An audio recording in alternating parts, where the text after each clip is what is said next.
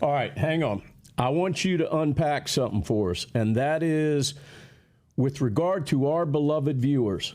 We cannot afford to have them using the wrong terminology when they're talking about this within their circle of friends, family, or social media.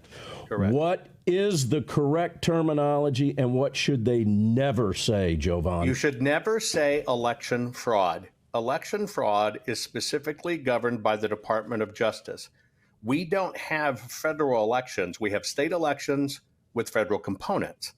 And so what happens, just like every failed lawsuit, 63 of them back in 2020 on from the election, everybody claimed election fraud. What that does is that immediately bounces it up to the Department of Justice, at that time, Merrick Garland. And then they basically say, well, this is a state thing, and they kick it out for no standing and other stuff. The word election fraud was put into your brain in 2021 all throughout that time to make sure people talked about it wrong. It's election maladministration. The rules are, if you think your election was run wrong or administered wrong, you can actually petition or file suit to take a look at everything. Under maladministration, you have the right to look, and then the system has to prove they administered it correct. While you're doing that investigation, if you find things were wrong, you have standing. And if you find multiple things done over and over, that's malfeasance. And under malfeasance, then it becomes a crime.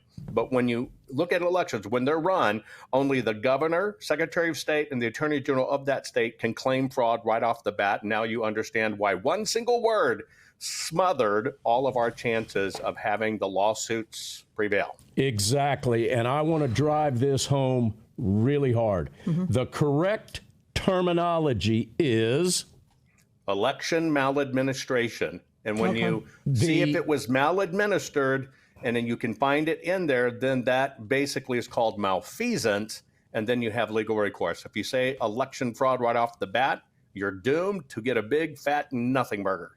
All right, You know what's amazing? We've got a lot of smart people that used the wrong terminology. Well, we're not lawyers. They That's were the trained. Thing. Yeah. The system trained them in advance to say two things. That's how nothing got done in court. The system, the media, conservative GOP Inc. got everybody to say election fraud and to basically say it's the machines. It was all a con, psychological warfare, and unfortunately it worked. So, ladies and gentlemen, if you use the terminology election fraud, you have lost the fight. Well, and you've become a warrior for the wrong side. There you go. All right, we got 2.5 minutes left. But thank you, Jovan. Yeah. But that's huge because we're not lawyers and most people aren't. But now all of a sudden, Dominion voting systems is now Liberty, whatever the heck it is. So everything is okay this time around, right?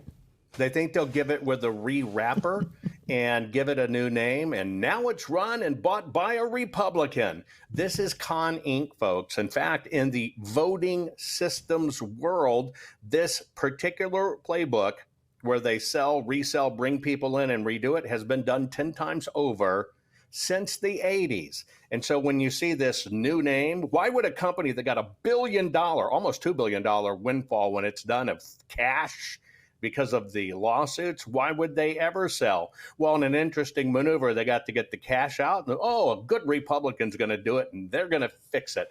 It's Con Inc., psychological warfare.